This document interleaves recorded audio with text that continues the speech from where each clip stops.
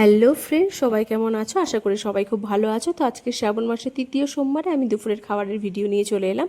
তো দেখো আজকে আমি দুপুরে কি খাচ্ছি। এদিকে রয়েছে সবজি, এদিকে রয়েছে সন্দক নুন ঘি, ওইদিকে রয়েছে কুকার, পরিষ্কার জলের বোতল, আর দেখলে ডালিয়ার প্যাকেট।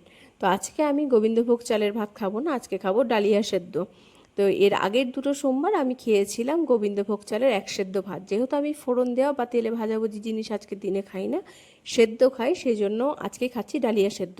আর দেখো নিয়ে নিয়েছি সবজির মধ্যে আলু আর পটল, কুচি কুচি করে কেটে নিচ্ছি ডালিয়াতে দেবো বলে।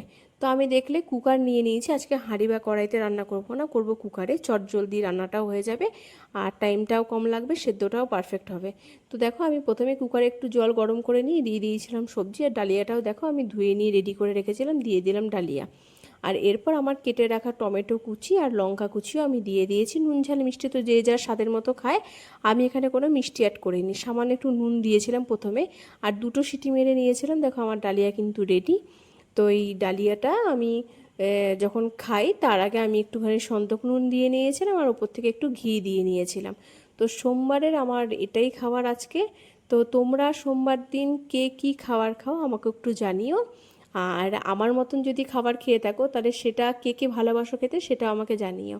তো আমার কিন্তু এই ধরনের খাবার খেতে বেশ ভালোই লাগে। আর দেখো আমি খেতেও বসে পড়েছি, আমার কিন্তু খুব ভালো লেগেছে আজকের খাবারটা। তো আজকে এই পর্যন্তই, সবাই ভালো থেকো।